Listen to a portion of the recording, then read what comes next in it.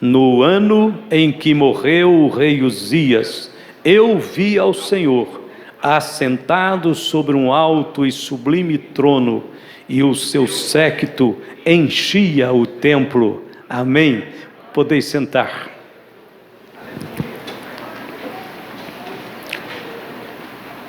O tema trono de Deus tem sido assunto para pregações, para cânticos, para poemas. Porém, temos que saber que quando nós nos voltamos para a revelação do trono de Deus, nós estamos diante de mais do que um tema apenas de pregações ou de cânticos. Nós estamos diante de uma manifestação, de uma revelação que tem princípios.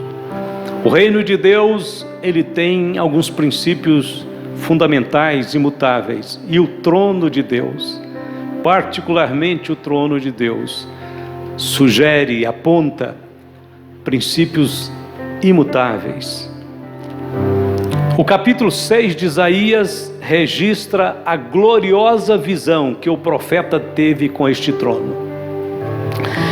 Este foi o ponto alto, ponto mais elevado de sua experiência profética e pessoal.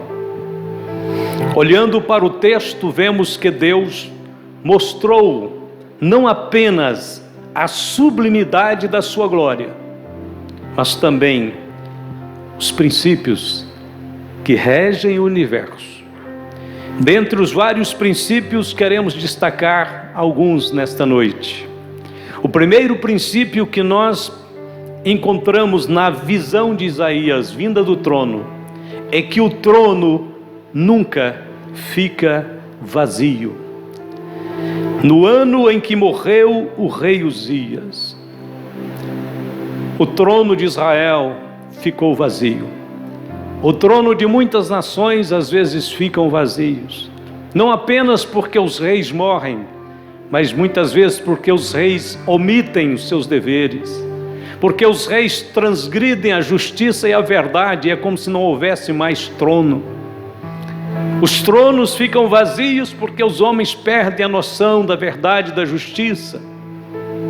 No caso de Isaías, o trono estava vazio porque o rei Uzias morreu. Ele diz que neste ano em que o trono de Israel ficou vazio por algum tempo, ele disse: eu vi o Senhor, e eu vi o trono do Senhor, e eu vi que o Senhor estava sentado no trono. Em outras palavras, o trono que governa o universo não fica vazio nunca.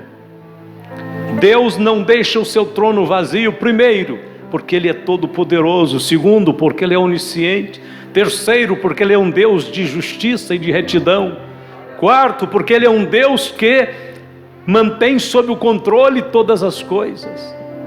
Então o trono de Deus não fica vazio.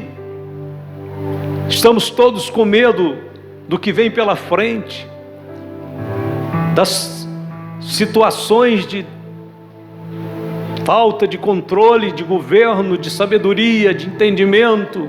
Todos estão com muitas razões para estarem seguros, mas nós temos que saber que aconteça o que acontecer, ou aqui no Brasil ou em qualquer outra nação do mundo, não importa, o trono do universo está sendo continuamente ocupado por um Deus sábio, responsável, que cuida, que guarda e que não deixa nenhum dos seus filhos desamparados, sozinhos.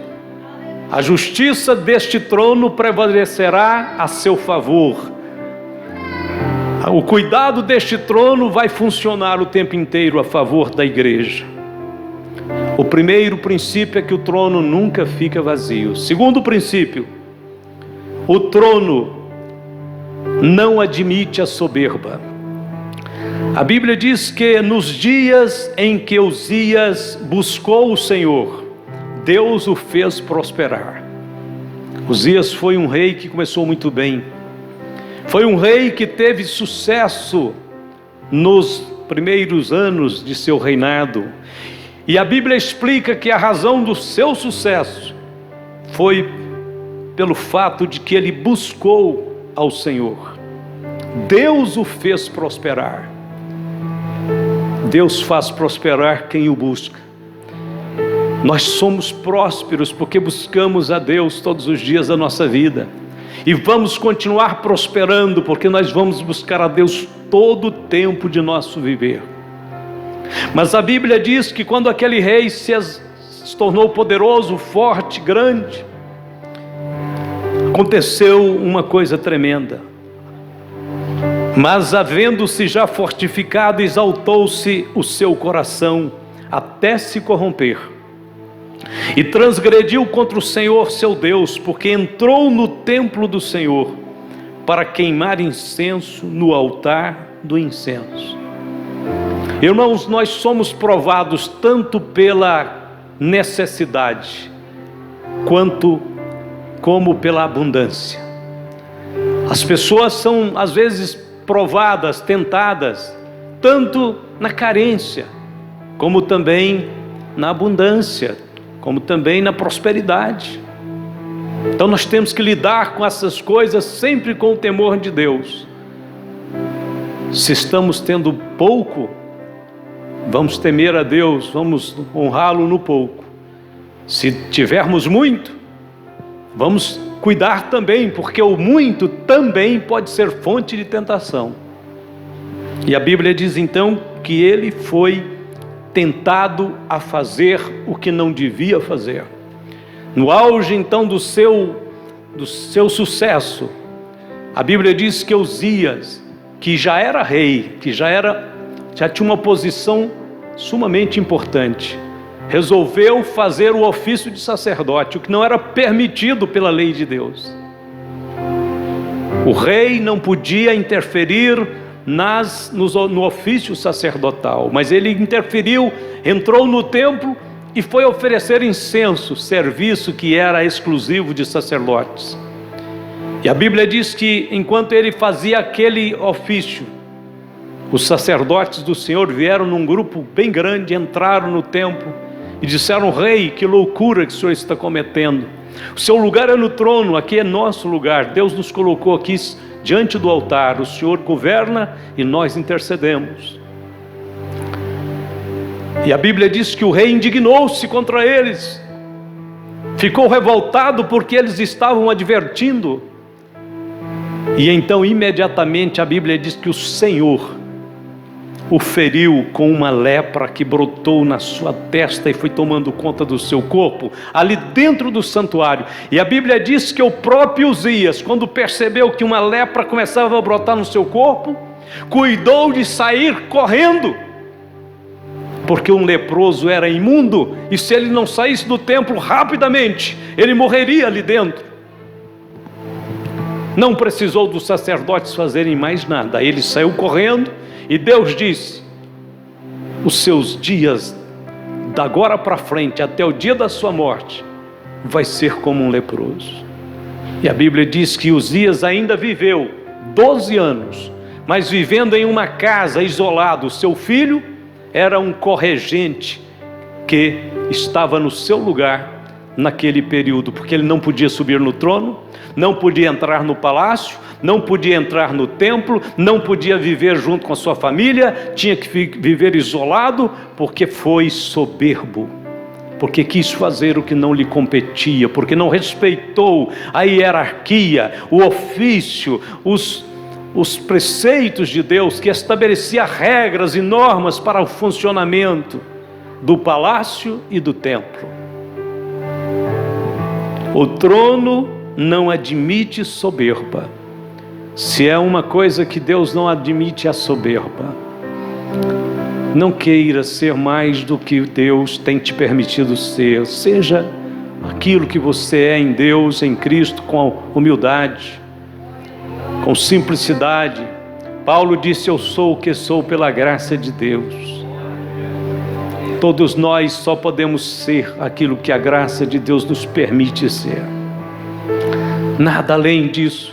Podemos almejar, sim, crescer, alcançar mais oportunidades dentro do reino de Deus. Isso é um direito, é algo legítimo. Mas espere o tempo de Deus para cada coisa. Se você tem uma chamada de Deus, Deus está vendo o seu coração.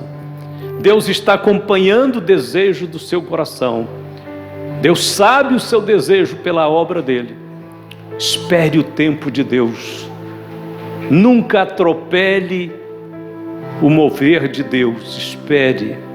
No tempo do Senhor, Ele te dará a honra devida, a oportunidade devida, e te fará sobressair para o reino dele, para a glória dele. Muitas pessoas dizem: pastor, eu tenho me apresentado diante de Deus já há um longo tempo, mas eu ainda não vi aquilo que acredito que gostaria de ver, que seria Deus me usando de uma forma mais avançada, mais grandiosa. Não se precipite.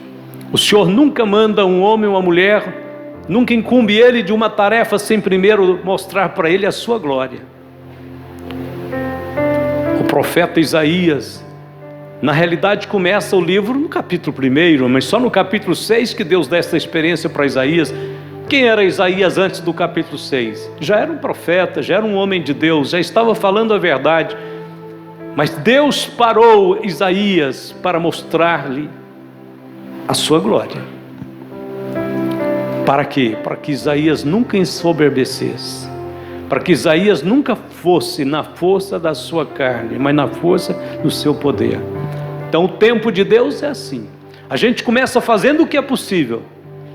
Isaías não ficou parado. Até que Deus lhe desse uma revelação tão extraordinária como essa, ele já era um homem ativo. Mas chegou o dia em que Deus marcou a sua vida de profeta para sempre. Terceiro, o trono de Deus revela a santidade.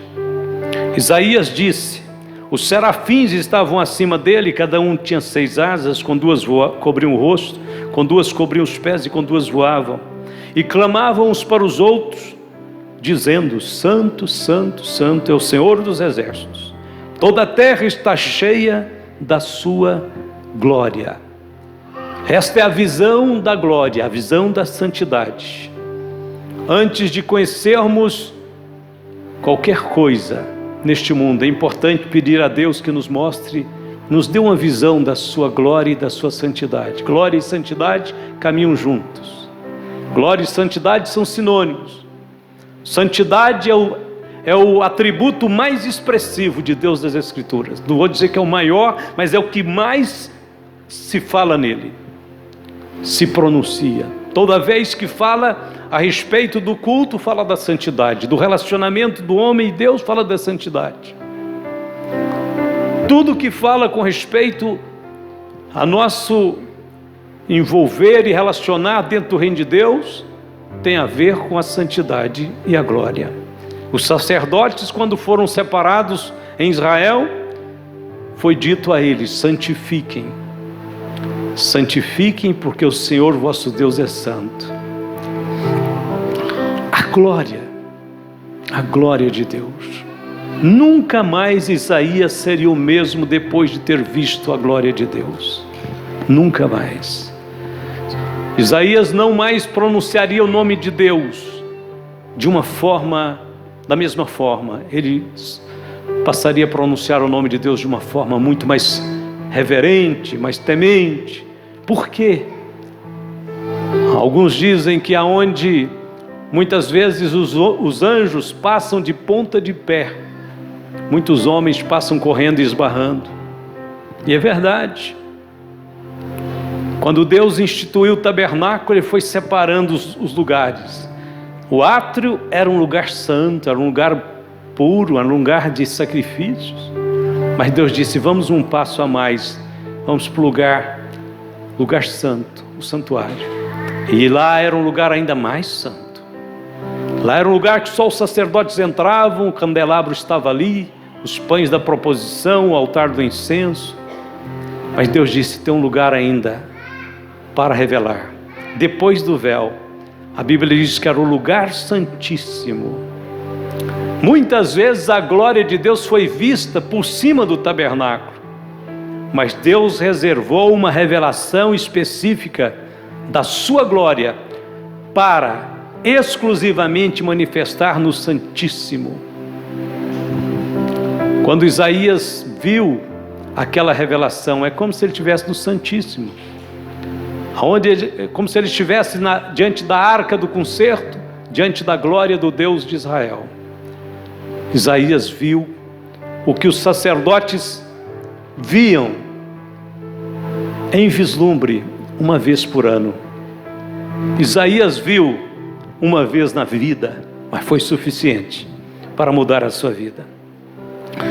Quarto, então disse eu: ai de mim que vou perecendo, porque sou um homem de lábios impuros e habito no meio de um povo de impuros lábios.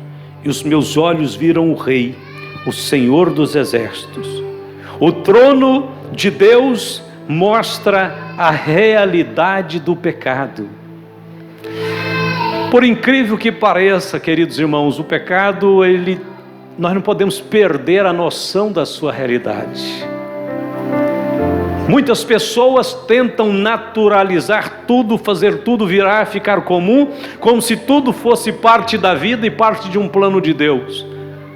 Quero dizer aos irmãos que este mundo sem Deus, que leva um estilo de vida da forma como eles idealizam e tentam pensar que é daquele jeito mesmo que tem que viver, estão completamente enganados. Os homens naturais só vão parar, só vão se compenetrar-se da sua situação o dia que tiver uma revelação do trono de Deus. Eles vão entender que aquilo que para eles parece ser natural, de fato é pecaminoso. Até mesmo o grande profeta Isaías não conhecia a profundidade do pecado, porque ao nosso ver, pelas Escrituras, tudo indica que Isaías sentia-se bem consigo mesmo até aquele dia. Eu sou um profeta de Deus, eu estou corrigindo Israel, estou anunciando os juízos de Deus para Israel. Dá uma lida nos primeiros 5 capítulos de Isaías, você vai ver o tanto que Isaías é zeloso, o tanto que Isaías cobrava do povo, o tanto que Isaías exigia. Então Isaías estava muito bem consigo mesmo. Mas quando você pede Deus para começar a fazer uma grande obra na sua vida, Deus vai te levar a uma dimensão que até então você nunca viveu. Esteja preparado para isso. E Deus levou a Isaías a uma dimensão muito profunda. Quando os raios cintilantes da glória de Deus brilharam, atravessando a alma de Isaías, Isaías viu o seu interior e descobriu que ele não era tão bom como pensava ser. Ele olhou para si, ele descobriu o seu interior e gritou clamando: ai de mim, que eu vou perecendo, porque sou um homem de lábios impuros e habito no meio de um povo de impuros lábios. Por incrível que pareça, séculos depois, muitos séculos depois, um apóstolo do Senhor escreveu dizendo: a língua está cheia de peçonha mortal, não há homem que não peque nas suas palavras. Tiago chegou a dizer: o homem que domina a sua boca é perfeito. Mas nós sabemos que todos nós erramos, e erramos muito em palavras, porque as palavras traduzem os nossos pensamentos, sentimentos, emoções, e quando abrimos para falar, estamos expondo o nosso interior. E o interior de Isaías não estava muito bem como ele pensava. Oh Deus, que surpresa desagradável, mas ela vai ser para o bem, ela vai ser para uma melhora. Não tenha medo de ter essa surpresa na sua vida não, irmãos. É melhor nós nos apresentarmos diante de Deus como Isaías se apresentou e aceitar que Deus nos mostre tudo que nós somos, sem medo, porque nós não devemos ao homem, nós devemos a Deus. Não importa que o impacto seja tão forte como foi para Isaías, O importante é que Deus quer aprofundar a sua espiritualidade, a sua comunhão com Ele, a sua união com Ele. Deus quer que nós sejamos um com Ele em espírito. Mostra-nos, Senhor, mostra-nos tudo. Faze-nos ver tudo, Senhor. Não queremos ficar sentindo tão bem conosco quando de fato precisamos cair em prantos e súplicas diante de Ti. Ai de mim que vou perecendo.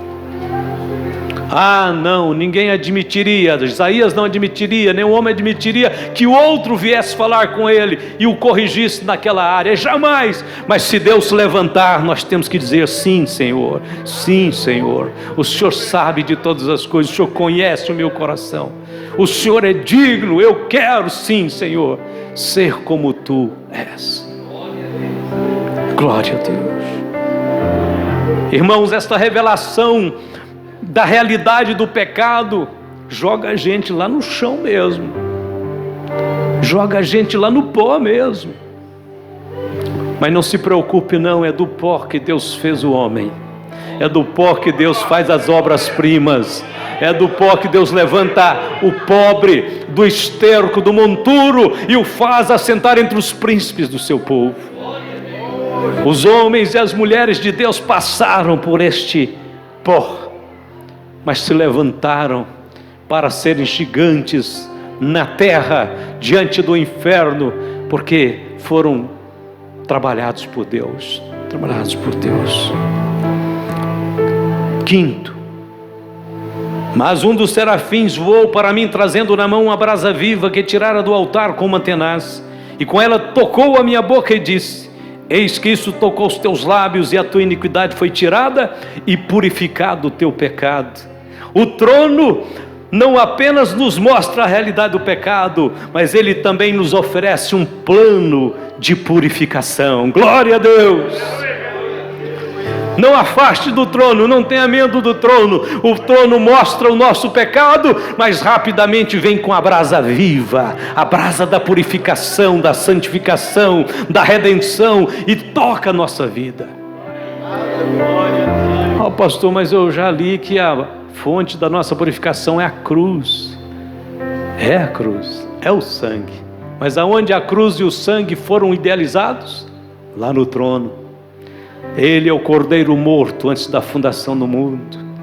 Quando é que Deus preparou o Calvário? Deus preparou o Calvário antes de nós existirmos, antes do homem pecar, antes da queda, antes da ruína. É do trono que vem a redenção, é do trono que vem a purificação. A cruz é a consumação daquilo que o trono planejou. O plano de redenção começa no trono e é consumado na cruz.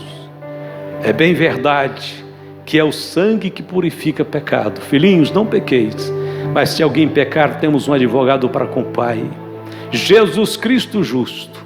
Ele é a propiciação pelos nossos pecados, e não somente pelos nossos, mas pelos do mundo inteiro. Se andarmos na luz como Ele na luz está, temos comunhão uns com os outros, e o sangue de Jesus Cristo, seu Filho, nos purifica de todo o pecado. Esta brasa viva tirada do altar representava a cruz, representava o Calvário, representava a obra da redenção. Foi com ela então que o Senhor tirou o pecado de Isaías. É com este sangue precioso que Deus tira o nosso pecado. Aquele pecado oculto, aquele pecado que foi revelado, aquele pecado que foi purificado. E para concluir, depois disso, ouvi a voz do Senhor que dizia: a quem enviarei? E quem há de ir por nós? Então disse eu: eis-me aqui, envia-me a mim. Então disse ele: vai, e dize a este povo: ouvis de fato e não entendeis, e vedes em verdade, mas não percebeis. Depois de todos os princípios que você aprendeu, este é o último que quero mencionar. O trono nos convoca para o trabalho. Depois que Isaías experimentou toda aquela profusão da glória, da visão extraordinária, esplendorosa da santidade, depois que Isaías contemplou todo aquele aquela maravilhosa revelação vinda do céu. Uma voz do trono dizia: a quem enviarei e quem há de ir por nós? O trono não é um lugar de imposição. O trono não é um lugar que Deus subjuga o homem, subestima o homem, a capacidade do homem. Não, o trono é um lugar de respeito, de companheirismo, onde Deus nos convida a compartilhar com Ele da sua grande obra. Do trono vem um convite, vem uma convocação. Deus não está obrigando ninguém a fazer nada, mas Ele pergunta: a quem enviarei? Quem há de ir por nós? Muitos anos atrás, quando havia me convertido, eu comecei a ouvir falar pelas primeiras vezes da obra de Deus, da chamada, o chamado de Deus para servi-lo. Eu não sabia, não conhecia ainda nada, mas por incrível que pareça, todas as vezes que alguém falava que Deus estava chamando homens e mulheres para a sua obra, o meu coração disparava. Eu falava: Senhor, será que eu sirvo? Será que eu posso servir nessa obra? Será que o Senhor pode fazer alguma coisa com este pobre vaso aqui? Será que o Senhor pode, Senhor? Será que... Eu nem ousava contar para as pessoas, eu só contava para Deus em silêncio, porque me sentia completamente indigno de dizer: estou na tua presença, estou aqui, Senhor. É interessante que eu não contava, não falava em voz alta, mas Deus estava ouvindo. E o que aconteceu um dia foi ainda mais forte. Eu estava numa grande reunião de jovens com um pastor missionário pregando, falando do amor de Deus, da chamada de Deus.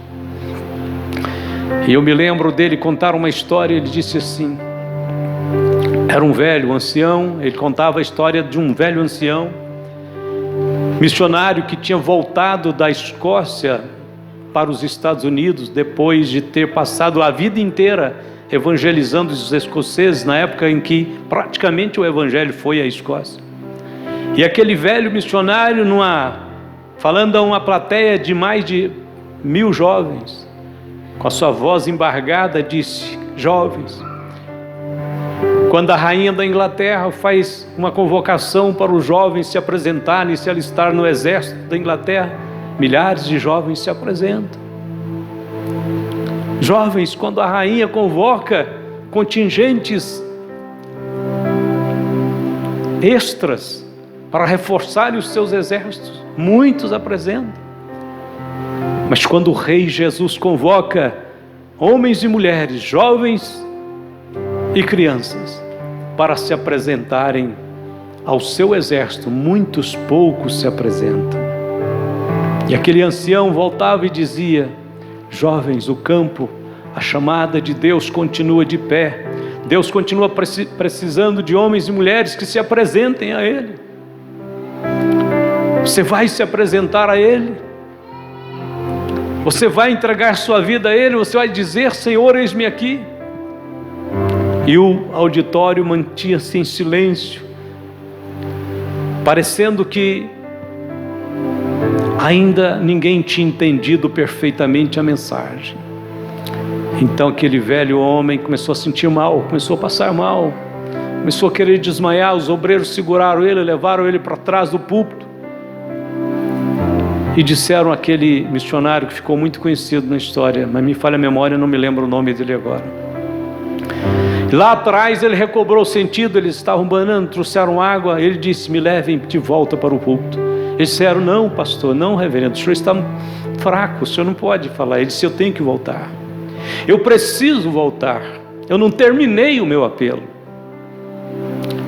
E o auditório estava em suspenso, querendo saber o que aconteceu com ele. Ele apareceu de novo na porta, veio, assumiu a tribuna, olhou para aquele auditório e disse: tá bem, jovens, tudo bem, jovens, se vocês não querem se apresentar para ir ocupar o meu lugar, de onde eu estou voltando, eu me recuso a ficar aqui.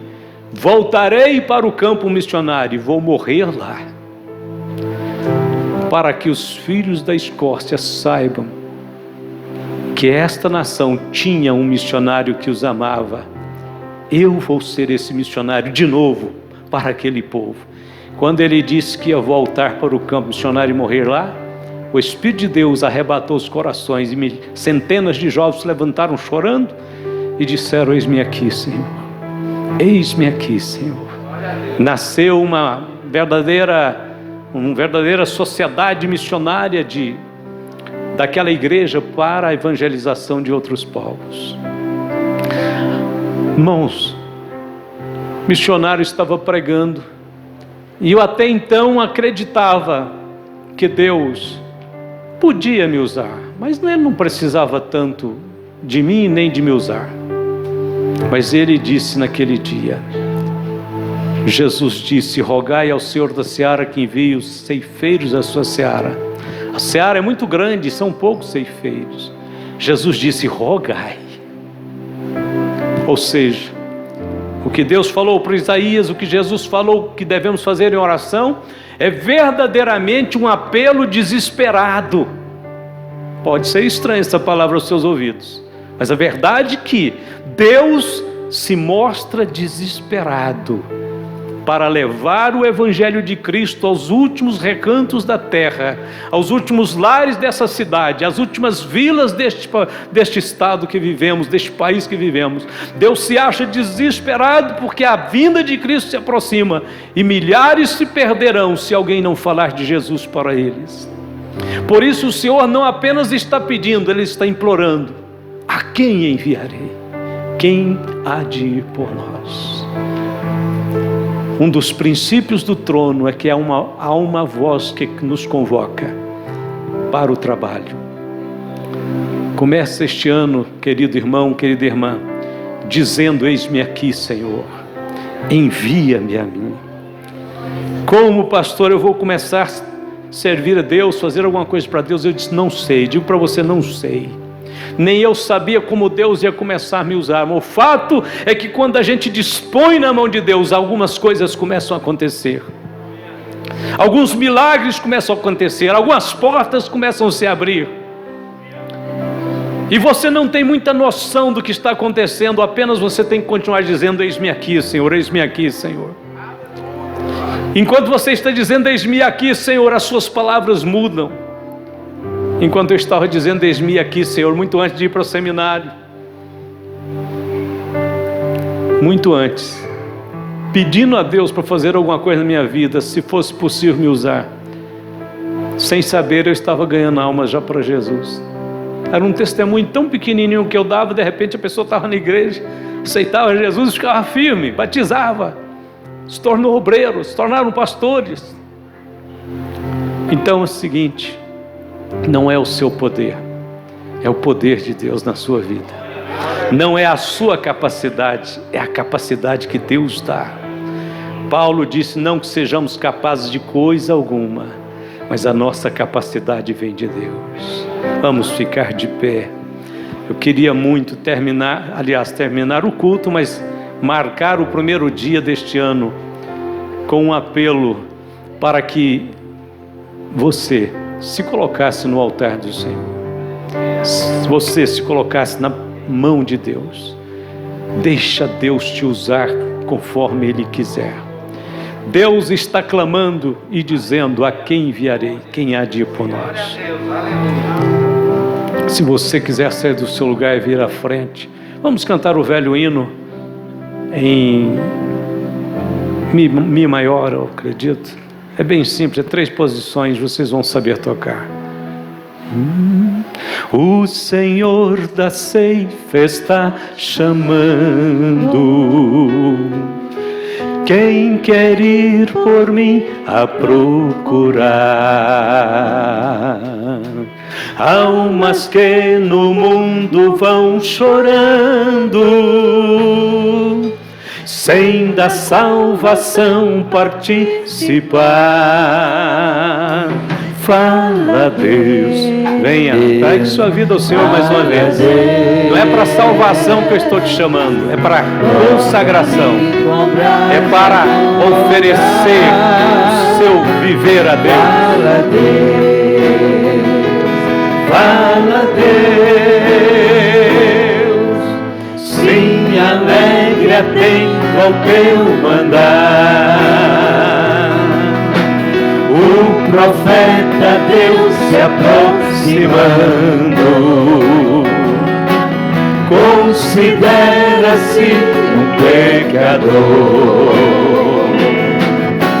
mas o fogo santo queimando torna útil para seu Senhor. Fala Deus, fala Deus, toca-me com graças no altar. Fala Deus, fala Deus, sim, alegre atento ao teu mandar. Nosso querido Pai Celestial, estamos todos diante do teu altar, do teu trono, Senhor, este trono de glória, de poder que convoca os seus filhos para o trabalho, para o reino. Senhor, aqui estão vidas, Senhor, que amam a tua obra, que desejam ardentemente, Senhor, serem instrumentos em tuas mãos para a glória do teu nome, neste mundo vazio, desprovido da tua graça, do seu amor. Que o Senhor possa ungir estes irmãos, essas irmãs com poder celestial, para que eles se tornem, Senhor, instrumentos, mensageiros da sua palavra, do seu poder, da sua graça. Eu sei que o Senhor não envia nenhum homem, nenhuma mulher, sem antes mostrar a ele a sua glória. Então abre, Senhor, as janelas do céu, faz manifestar a visão celestial, para que todos possam, Senhor, ser tocados por esta revelação, como o Senhor deu a Isaías, como o Senhor deu a Pedro, a João, a Paulo, como o Senhor deu a milhares de pessoas deste mundo. Que esta visão possa mover os corações, que os corações possam mover a vida, e o Senhor possa usar em tuas mãos com grande poder e glória. Unge Espírito Santo, unge Espírito Santo de Deus, unge esta irmã, este irmão, com a palavra da sabedoria, com a palavra da ciência e do conhecimento, com os dons espirituais que capacita e que prepara o homem para grandes tarefas. Em nome de Jesus, nós estamos recebendo pela fé nesta noite, Senhor, a virtude que nos faz ser instrumentos e capazes de fazer a tua vontade. Dá, Senhor, a revelação da palavra. Abre, Senhor, a palavra, a porta da palavra para este irmão, para essa irmã.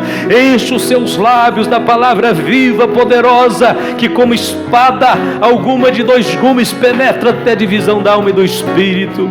Que quando nos levantarmos para falar do teu nome, Senhor, a tua glória possa encher a casa, os corações. Que nós possamos ver, Senhor, o resultado de um grande trabalho, de um grande esforço nesses últimos dias, através daqueles que o Senhor está convocando. Em nome de Jesus. Fala, Senhor. Fala, Deus. Toca, Senhor. Fala, Jesus. Fala, Deus. Senhor, obrigado. Obrigado, Senhor, porque temos ouvido o Senhor falar. Breve os trabalhos serão findos. Breve os trabalhos serão findos. Podeis sentar, Senhor.